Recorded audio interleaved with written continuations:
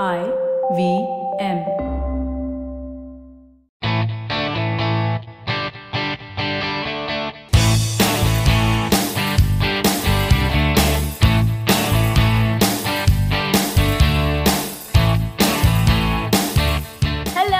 Welcome to a brand new episode of the Musafir Stories, India's very own travel podcast, where each week we share the journey of travelers in their own words and relive their experiences with you, our listeners.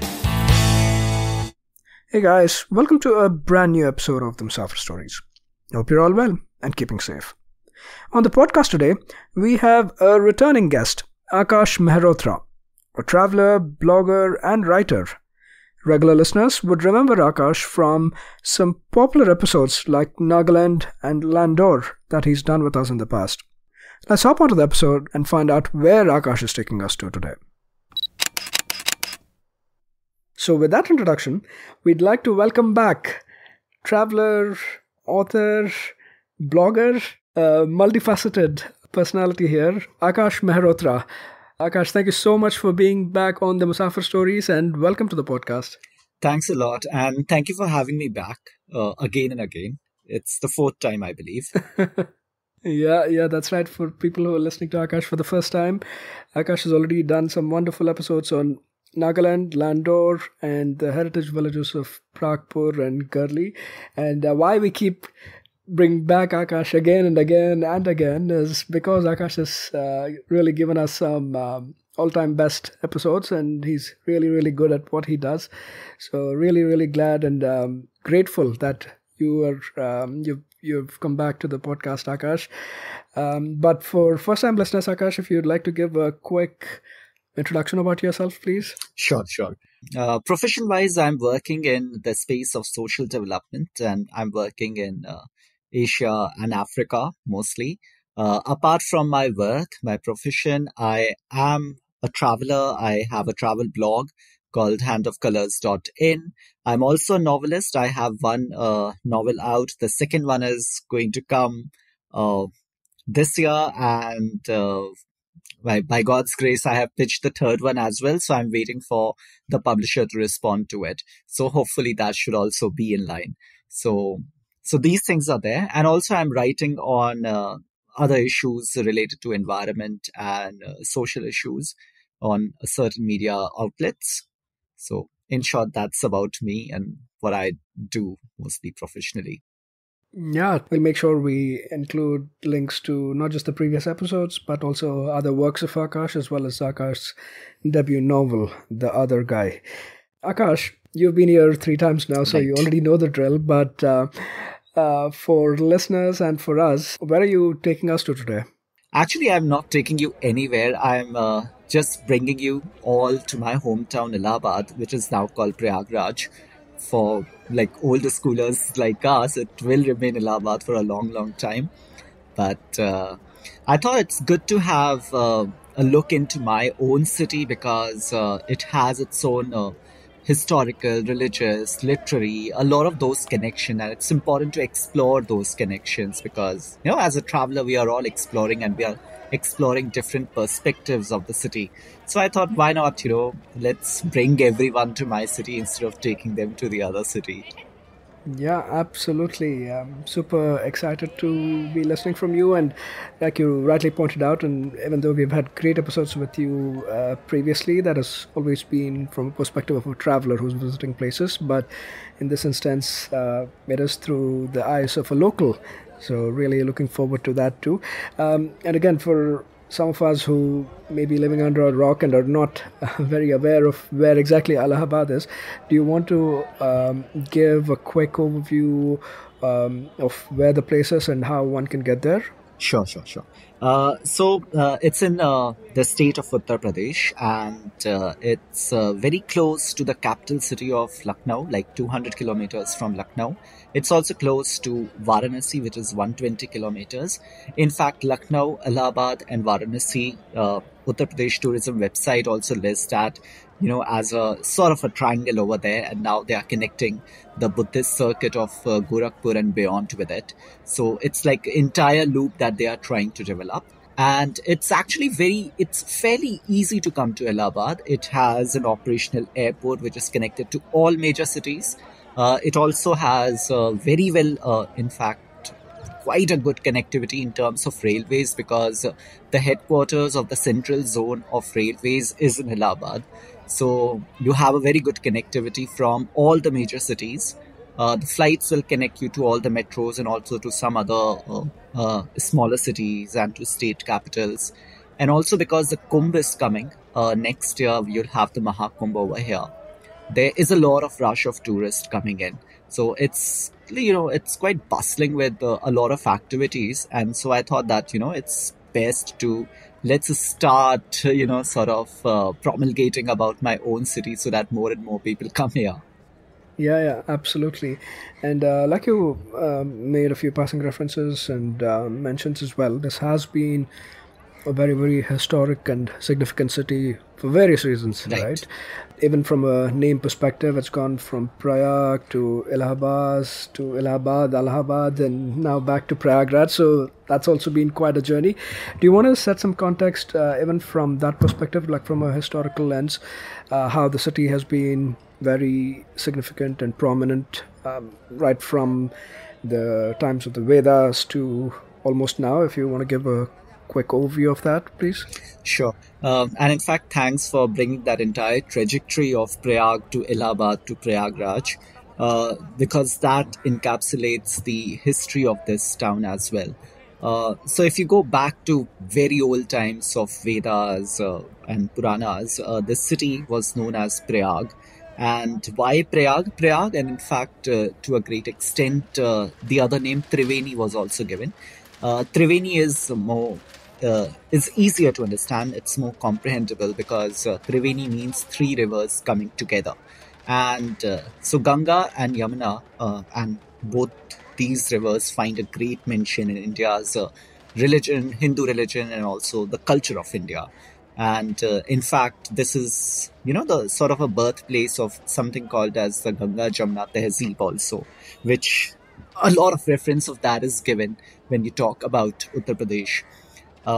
So in the times of Vedas and all, this city was known as Prayag because of the confluence of three rivers, the Ganga, Jamuna, and the Saraswati. Now, Saraswati is an invisible river. They say that it flows underground. But because of that, it was always considered a very holy city, because this is where two of the holiest rivers of India, of the Hindu religion, they meet.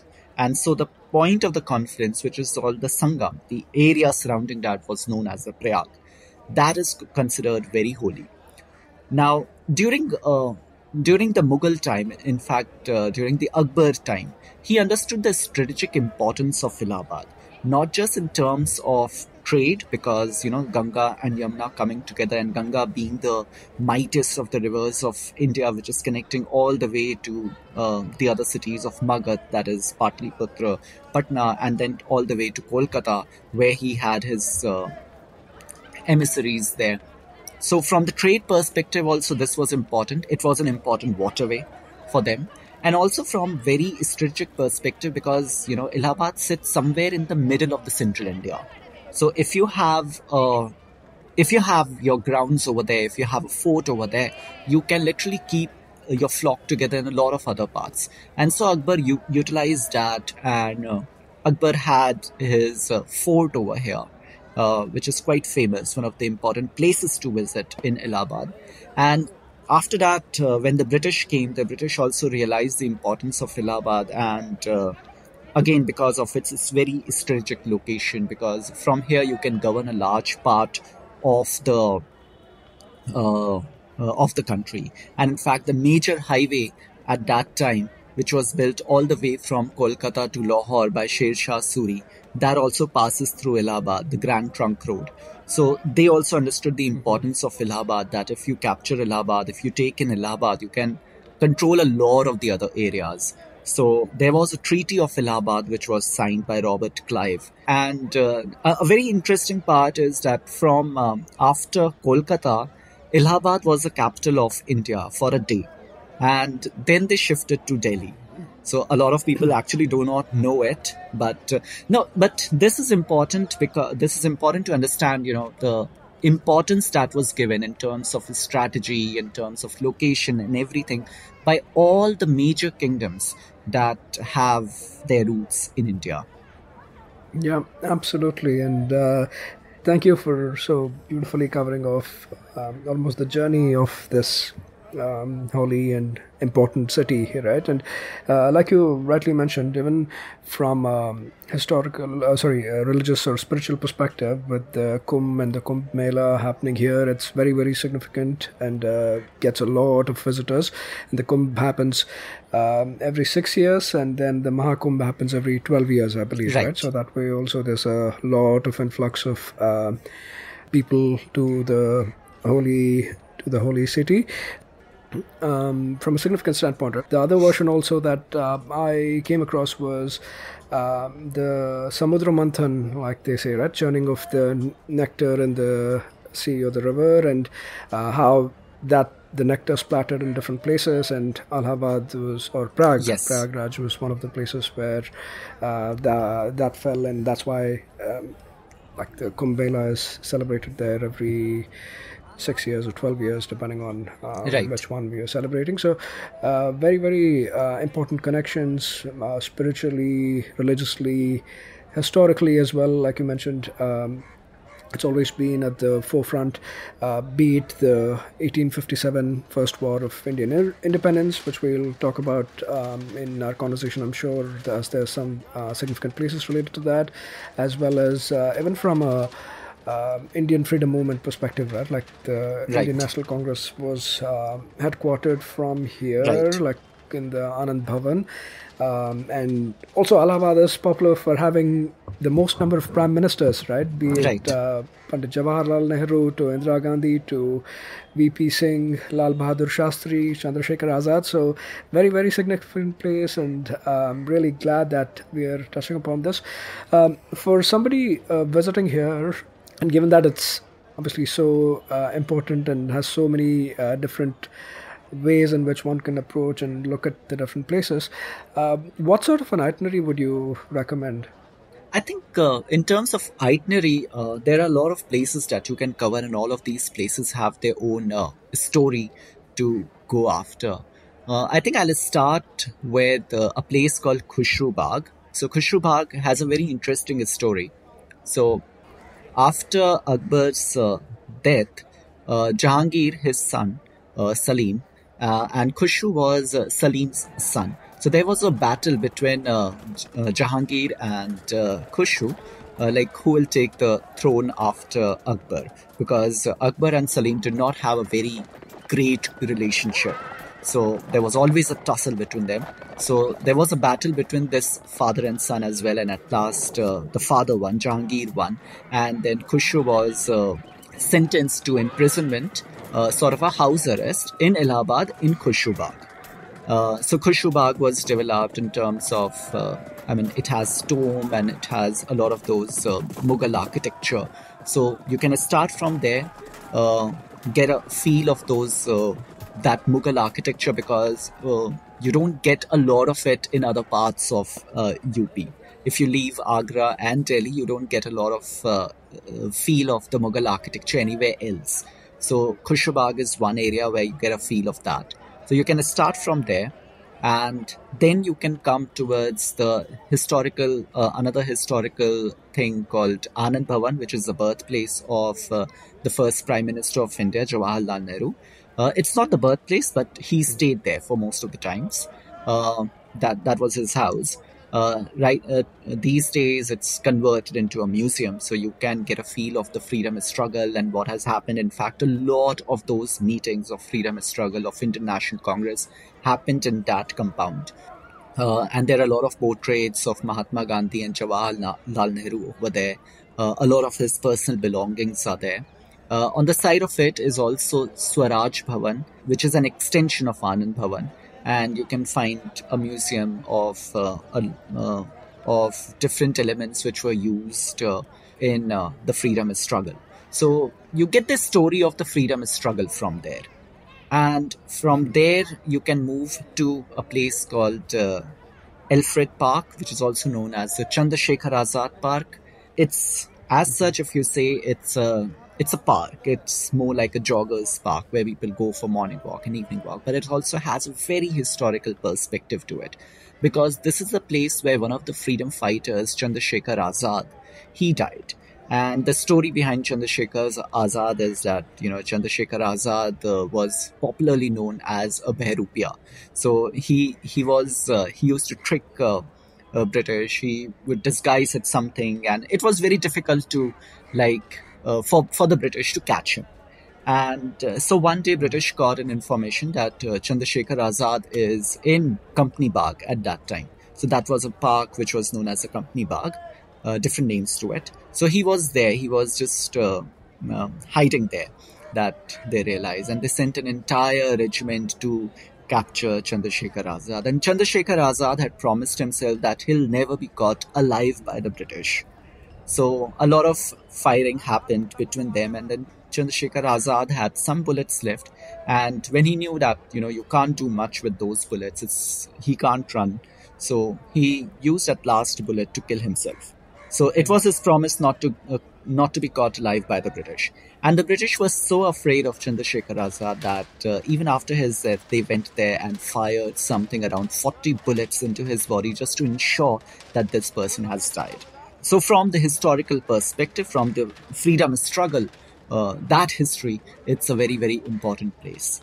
And also within the compound of Chandrasekhar Azad Park, you have a lot of other monuments, smaller monuments, which, for example, you have a small replica of the Victoria Memorial over there. And then you have a state library over there. You have a state museum over there, which you can visit. And all of these are made in those very old colonial architecture. So it's interesting to go and see those structure of that time. From there, I'll suggest that you move a little towards the area called the Civil Lines area. So Civil Lines was the main marketplace at that time, which was developed and established by the British. So you get a very colonial feeling over there. In fact, a lot of old houses, Anglo-Indian houses, are also over there, where you can get that touch of the colonial architecture, the old architecture. And then you have to go to the All Saints Cathedral, which is one of the largest cathedral in all of Asia. And the interesting part is that it is modeled after a cathedral in Rome. It's quite beautiful, no doubt about it. It's huge and beautiful. So it's one of the things that one must see.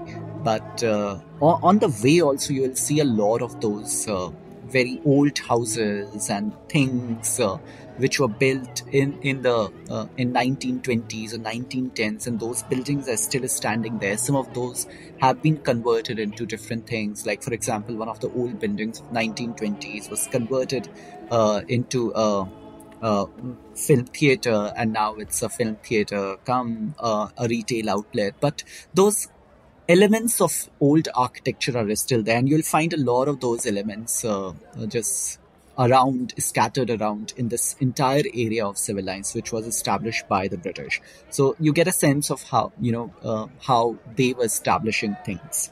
Yeah, just while we're at civil lines, I believe basically this was, or currently this is the central business district, you could say, right? Like all of the commercial activity, all of that happens here.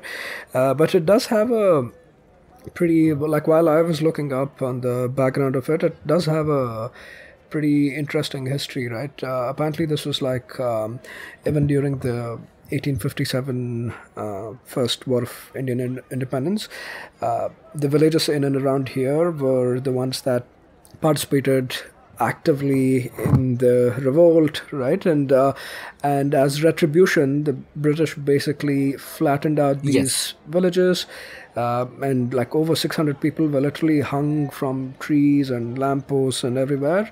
And once everything had been flattened out, this was built and developed as, at that time, I think it was referred to as the White Town, where mostly it was British officers and the Europeans lived, and slowly that transformed into civil lines and now the CBD, right? Central Business District. So that way also it has a very interesting history, and I don't think a lot is spoken about it. right now we purely look at it from the point when British developed it, but it does have a pretty gruesome history leading up to that development, right? So just wanted to call that bit out. And even the All Saints Church you mentioned, right? Just a key connection I wanted to call out there was it was designed and built by architect William Emerson, who also went on to build the Victoria Memorial in Calcutta, Right.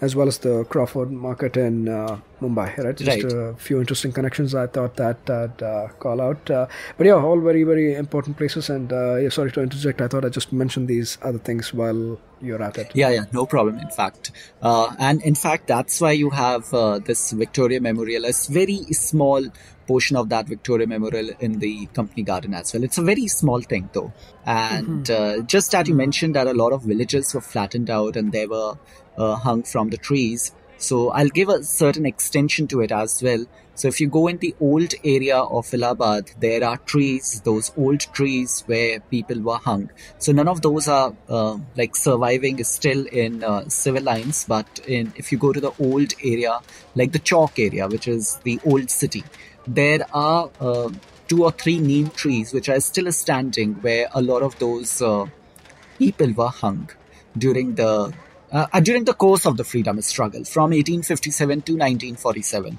During the course of the freedom struggle, a lot of people were hung on those trees. So those 2 or 3 trees are still standing there.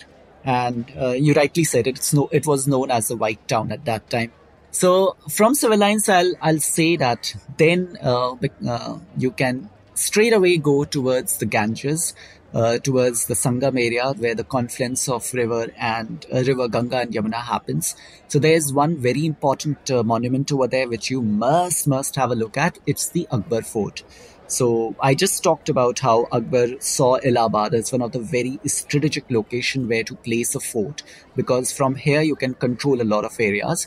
And because of the two mighty rivers rather, in Allahabad, it's more like an island, right? So there's one river on one side. On 3 sides it has a river. So the enemy can come only from one side and not from the other 3 sides. So it was very easy from that perspective to hold your ground in Allahabad. And that's why, realizing that Akbar established a fort over here, and also because there are 2 rivers flowing from here, it was good to develop trade from this area, because you have naturally occurring waterways over here. And it was connecting, and this waterways was connecting all the way to Allahabad, Varanasi, then Patna, and then Kolkata, all the way to Kolkata, and then all the way up to Delhi as well. So it was a very important route that ways. Yeah, also from a perspective of this being like the gateway to the Doab region, right? Because of the rivers, this region was also very fertile, right? From that perspective too, this made like a very nice place to actually set up your rule from. So yeah, that's why the fort was established there. And even with the names of the city, right? When we touched upon earlier, obviously Allahabad or Allahabad is more popular, but I came across this reference where like initially when this was first set up, Allahabad, BAS, right, not the BAD that we usually see, that was what it initially was set up as, and then gradually it became Allahabad and then Allahabad. Yeah. So that was also pretty interesting for me that like popularly it's referred to as Allahabad or Allahabad more by the natives, but there is that connection that initially when this was set up, this was Allahabad, right? And the other very, very, very significant place or area within the city is also the Triveni or the Triveni Sangam, like we refer to, right? Is this also around the vicinity here, around the fort? Yes. Oh, okay.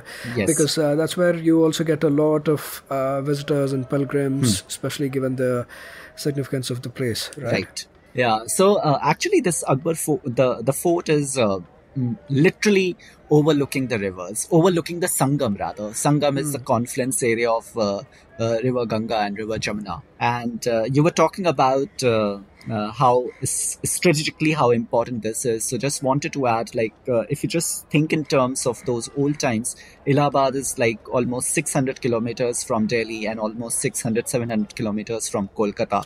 So it's literally the midpoint between 2 major cities of India, or rather say 2 ends of India. and that made it so important. And then if you see, a lot of rivers actually merge into either Ganga or Yamuna. So it's very easy to connect it, and for the trade purposes, for waterways purposes, it was very easy to have a fort over here and make it an important city, and from here route a lot of those trade. So that's why both Mughals and British had their forts over here. The Akbar fort was later taken over by the British, and and that's why both of them kept their army, a unit of their army, in these areas, in the city. Yeah, for sure. So make sure that you make a visit here, not just to experience the holy Sangam of the three rivers, but also the fort, which is pretty magnificent. Now, having spent some time here, what other places would you recommend we move on to? Yeah. So I think one important thing that we haven't touched so far is the religious angle of the city. So not just about, the confluence of the two rivers, but also there are so many temples around that you can visit. One of the most important temples, in fact, very next to the Akbar fort, is the Hanuman temple. And why this Hanuman temple is different from the other temples is because this is the only place where the Lord Hanuman is in a sleeping position. And in fact, there's a story to it as well. Once, when they were digging this area, they found that this big idol of Lord Hanuman, which was in a sleeping position, they tried to keep it, in an upright position like all other statues are, because nowhere in the country, in any of the temples, you'll find your god in a sleeping position. They are always in an upright position so that you can pray to them. But they did a lot of efforts, they tried it many times, but it would always fall back. So the natural position was the sleeping position, and then it was decided to keep it in that position itself. So it's one of the temples, one of a very unique temples. You'll not find this sort of temple anywhere. Next to this temple is a Shankar Viman temple, which is developed in a very South Indian style. Also, in a lot of these areas, you'll not find temples which are built in a very completely different style, which is a Dravidian architecture. But this is a place where you can find the imprint of that Dravidian architecture. And moving from there, not very far, is the Alopi Devi Mandir. In fact, this entire Allahabad is also known as the seat of feminine power. So there are 3 Devi temples over here. One is the Alopi Devi temple, then there is a Lalita Devi temple, and then there is a Kalyani Devi temple. So these 3 temples are in a sort of a triangle. And if you go back to the Vedic idea, triangle is considered as a very powerful position. And because of these 3 temples in a perfect triangle with each other, it is also considered a very holy place, a very holy position for all these divine energy to be placed. A lot of that goddess of feminine energy, Durga energy, as we say, that is placed in a very perfect order over here. So that also makes it very important, and a lot of people visit these temples for that very reason. And otherwise also there are other temples over here which one must go, one must visit. There is a Kal Bhairav temple over here, and not in a lot of places you'll find a Kal Bhairav temple. You have it one in the Vaishno Devi, then you have one in the Ujjain, and then there's one over here.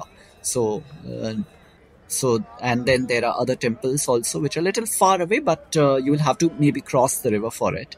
There's another interesting thing over here, which is there's a temple in the Jhusi area, which is the Jhusi is like beyond the river.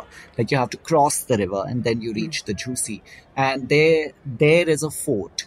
Now, the interesting story of that fort is built in a very complex design. So, but it hasn't been restored, but it's built in a very complex design. And there are stories that you might have heard that old story of Andher Nagri Chaupat Raja. Take Ser Bhaji, Take Ser Khaja, Andher Nagri Chaupat Raja. And so a lot of people say that Andher Nagri Chaupat Raja, this fort was actually the fort of that king, the Chaupat Raja. And that's why this fort has a very complex design, but it hasn't been restored. So not a lot of people actually go there. But if you are looking for something like really offbeat and which is not very far away also, then you must go visit there. Though you will not find those elements to say that it could have been of a fort of Chaupat Raja, but that story exists. And that story exists because of a lot of literary connection that Allahabad city has, which we can talk. Yeah, we can certainly cover those off as well in the coming minutes. But yeah, very, very, like rightly pointed out, from a spiritual and religious significance, it's a very, very important place. A lot of temples to visit as well.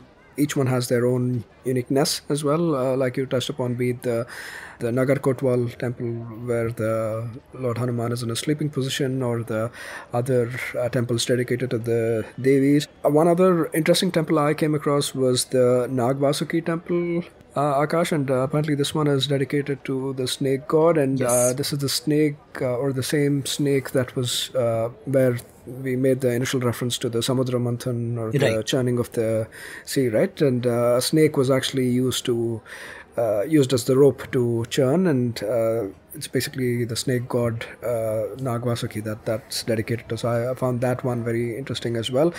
And obviously, beyond all the temples and everything, the Kumbh Melas are a phenomena in itself, right? True. Every 6 years or every 12 years, the Mahakumbh that happens. If you have the opportunity, the city is literally transformed during that period, right? And just a subtle plug here, we did an episode just based on the Kumbh Mela itself, so we'll link that too if you want to listen more about the Kumbh and its origins and what goes on and everything. So a lot of important things and places to visit. And you made a reference to the literary connection to the place as well, right? Right. The place has been very, very key in that aspect. True. That a lot of great writers, poets have come out of this area. Do you want to touch upon that connection as well, Aakash? Sure, why not? I mean, now that we are talking about the literary connection, I must say that you must go and visit the Allahabad University as well, because even its architecture is very unique. Though, universities don't appear in that places to visit or something, but it has a very unique architecture. So I'm sure you'll love that place as well. And from the Allahabad University only, you find a lot of this literary connection. And even today, you have that connection. So the thing is that a lot of Hindi writers and poets have made Allahabad their city. And Allahabad University was once known for its literary contribution. It still is. It was once known as the Oxford of the East also.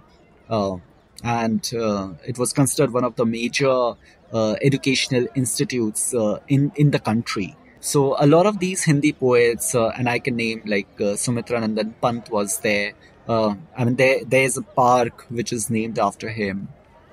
Then you had even Harivansh Rai Bachchan, who is the father of Amitabh Bachchan. He is from Allahabad. A lot of the revolutionary writers have find a mention over there. You had Suryakant Tripathi Nirala, who introduced a completely different version of Hindi poetry, which was more towards looking towards poverty and malice, and it broke many rules of Hindi poetry of that time. So a lot of these experiments are also happening at that time in terms of literature and especially Hindi poetry. Firag Gorakhpuri was from here, and even today, one of some of the known names of Hindi poetry like Kailash Gautam, Yash Malviya, they are from Allahabad. So there's a lot of literary connection, or there's a lot of contribution of the city in, especially in Hindi literature. Yeah, absolutely.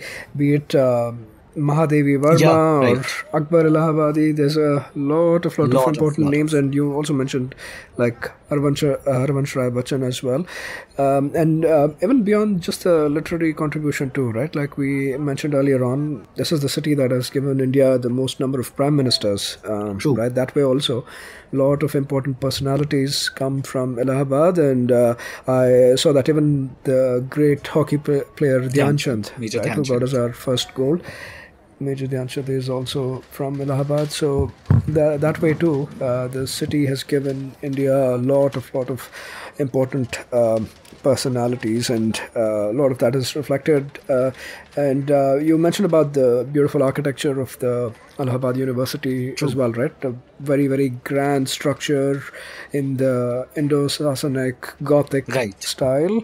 And again, also goes back to, I believe, this was also designed by the same architect, William Emerson, I believe, right? Yes. Who designed the All Saints Church and Victoria Memorial. So thank you for touching upon these important places too, Akash. One other thing that I always like to touch upon during these conversations is the cuisine and the food heritage of the place too, right? And you mentioned that, and from a Ganga Jamuni tehzeeb perspective, like the confluence of, you could say, the Hindu and the Muslim religions too, Allahabad is unique that way from a confluence standpoint Right. too, right? And I'm sure that has its reflections on the food of the city as well.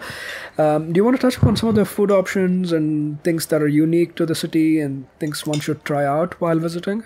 Yeah, and being an old city and being a city from from the Mughal times and then the British time, a lot of those experimentation in food has also happened, and it has always been a brimming city. So you can find a lot of good culinary things over here, and a lot of those shops which serve these very specific cuisines, and a lot of those shops are actually like way old. Some of those shops can literally boast of being more than 100 years old.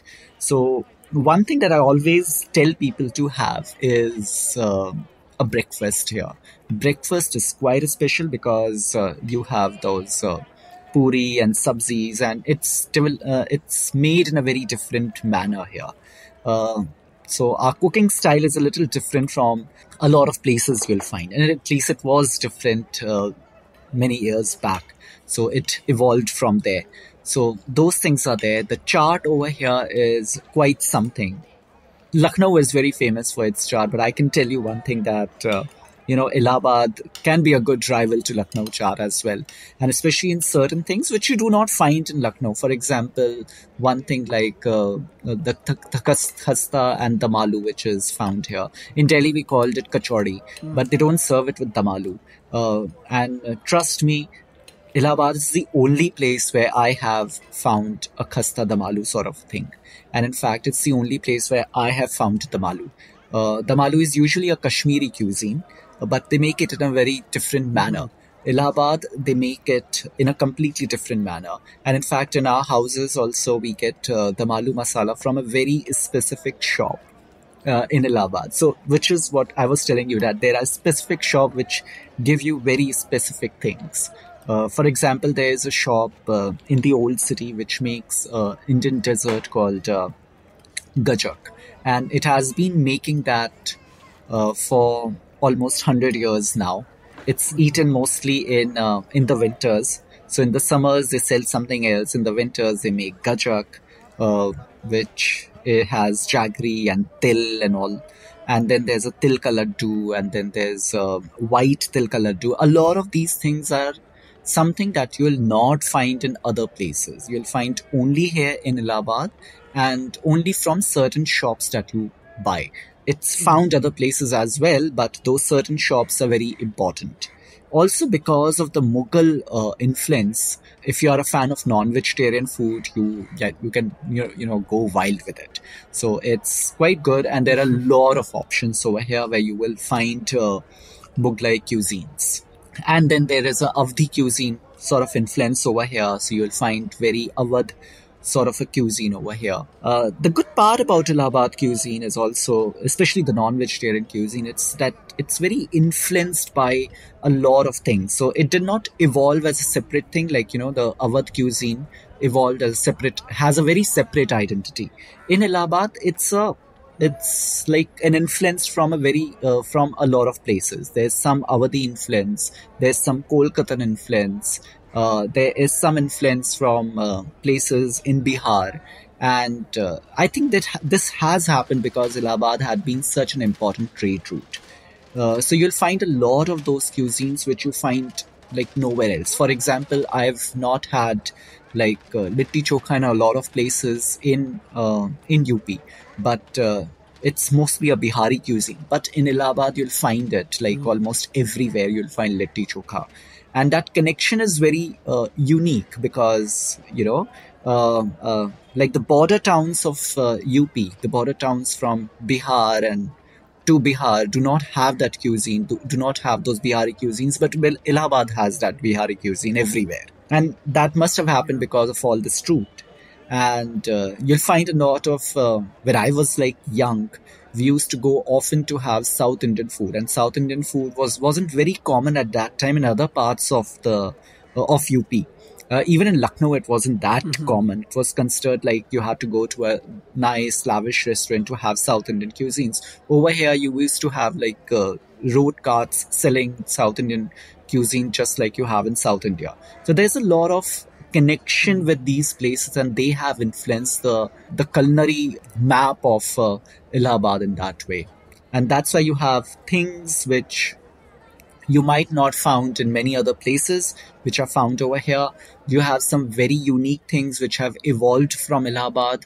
You have very specific meals which have evolved only in Allahabad. Like for example, for us, it's a very common thing to have sattu paratha. And then again, sattu paratha is not a very common thing in UP, but in Allahabad, it's very common. So those things are there, which makes it very unique. Yeah. Definitely. And a few other interesting things I came across was, I'm sure this is available in a few other places as well, but again, Malai Makhan, Kale Gajar ka halwa, right? Oh, yes. So I think, very North Indian type of thing, right? I don't find this very often, especially in South India. The Cow Gully is, I guess, the popular go-to place where you find a lot of these stalls and shops where these older stores that you mentioned too are available. And Aloo Samosa also is supposed to have its own very Allahabadi flavor, right? And I saw a couple names like Hari Ram and Sons being a popular place to get the aloo samosas from. And dahi jalebi, right? Like I was just doing an episode on Indore a few weeks ago, and we mentioned poha jalebi, and you could see here dahi jalebi. Yeah, here you have the dahi jalebi, which is it's also very unique because in other places you don't eat jalebi with dahi. You don't have that option. But over here you get that option. And also about the aloo samosa, thanks for reminding actually, which I forgot. Samosa is available everywhere, but in Allahabad, the unique thing is that they make samosas of very small size. In some places, they still make samosas of very small size. And then there's something called poor ke samose. So this samosa is where the filling is poor. Poor is a powder. It's like a lot of the spices put in together, and that's a powder. It's not aloo. It's not any sabzi. Poor is a very different thing. It's like, say like South Indians have podi, right? That's just like that. So there's poor, which is made of a lot of other spices grinded together. And that's very, that I've not found anywhere else in India. And the thing that you mentioned, Hari Ram ke samosa, that is actually poor ke samosa, Hari Ram's. And they started it. Now other places are also doing it. But this is very unique to Allahabad. And also there's one thing in Allahabad, which is amrood. Allahabad ke amrood are very famous. They are very sweet. And also when you cut them, they are red inside. Their pulp is pinkish or reddish. And you don't find such amrood anywhere else. Yeah, and while we talk about fruits, another fruit, I guess fruit or vegetable I came across was, I don't know if you've heard about this before, kandmul, I hear it's almost like a cylindrical type Yes. of fruit, I guess, right? So that is also very, very unique to Allahabad, and I think the legend goes that when Lord Ram and Sita and Lakshman set off on exile, like this was one of the go-to fruits that they used a lot, like they relied on a lot, right? So that way, so I found it really interesting, along with the amrud. Right. The Kantmool is also something that is very unique and special in Allahabad.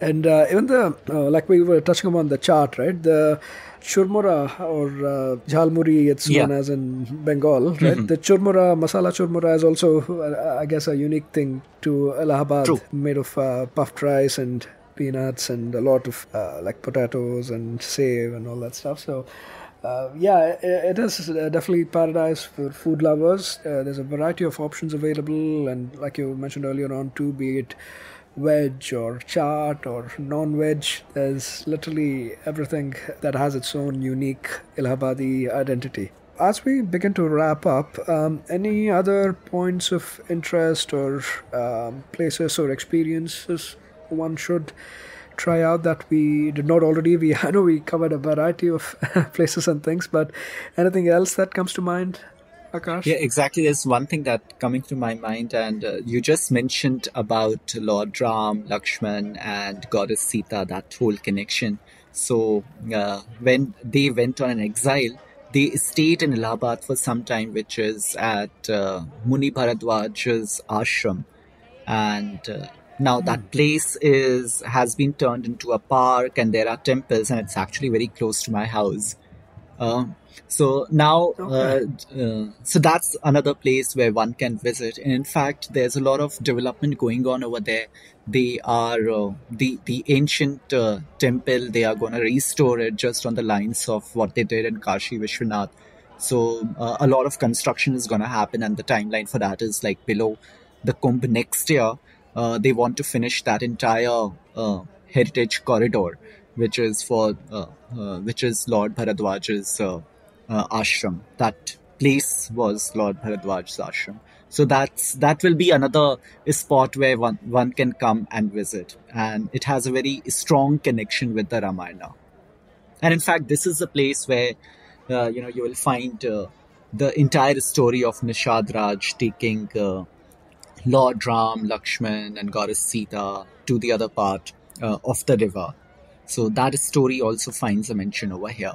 Yeah, very interesting. And while you mentioned park, I remember the other important place related to the freedom struggle or the First War of Independence is the Minto Park, right? That's also another park. Right. And apparently this is the park where after the revolt of 1857, when the British, I guess the king, right, or the queen, they formally assumed control of India from the East India Company, right? That handover happened in the Minto Park. So that way also it's very, very key and significant. Yeah, just looking at even the wide range, right, be it the British or the freedom struggle, or like you were just mentioning, going back to the epics like Ramayana, there's just so much more in the city. It's almost like layers and layers and layers on top of each other, right? That's why the city is so important and has been known as one of the longest living cities on the earth. So thank you so much for covering this off, Aakash. And Aakash, as we wrap this up, just in terms of following your work and reaching out to you, could you also please share how one can follow and keep up with your work? Sure. So on Instagram or on Twitter or on Facebook, you can search me by my name, like Aakash Mehrotra. It's very simple, and I'm there. My blog is handofcolors.in, where I have stories of all my travels put together. So you can go through them, you can read them, and I'm covering more and more, and I'm putting more and more over there. So that's there. Yeah, we'll make sure to include all of these links to Akash's social media as well as the blog. That way people can check out your work and keep up with your work. And we'll also make sure to link Akash's debut novel. Do give it a try if you're into books and reading. And we eagerly look forward to your upcoming novels and books as well, Aakash. All the very best with that. Thank you. And all in all, again, thank you very, very much, Aakash, for giving us a beautiful guided tour of your hometown, Allahabad, Prayagraj, whatever you'd like to call it. Such a significant and historic place that we get just by knowing how many names there are of the city, right? It was a wonderful visual experience for us, going through not just the religious and spiritual parts of the city, but even the parts related to the independence movement, be it the first war of Indian independence or later on independence movement that picked up in the early 20th century, as well as the literary as well as culinary landscape of the city. There's so much more in Allahabad, and I'm so glad that we got this in the words of a local. Thank you so much, Aakash, and looking forward to having you back for a fifth time on the podcast. Definitely. I'd love to do that. And thank you for having me here and giving me this opportunity to tell the world about my own hometown. So it was lovely, literally lovely. Thank you, Aakash. The pleasure has always been ours. That was yet another great episode on the Musafir Stories. Make sure to show us some love by sharing the podcast with your friends and family. We are on Instagram and Twitter at Musafir Stories. If you like this podcast, don't forget to check out other interesting podcasts on the IVM network. You can listen to us on the IVM podcast app or the website. Follow us on our social media. We are at IVM Podcasts on Twitter and Instagram.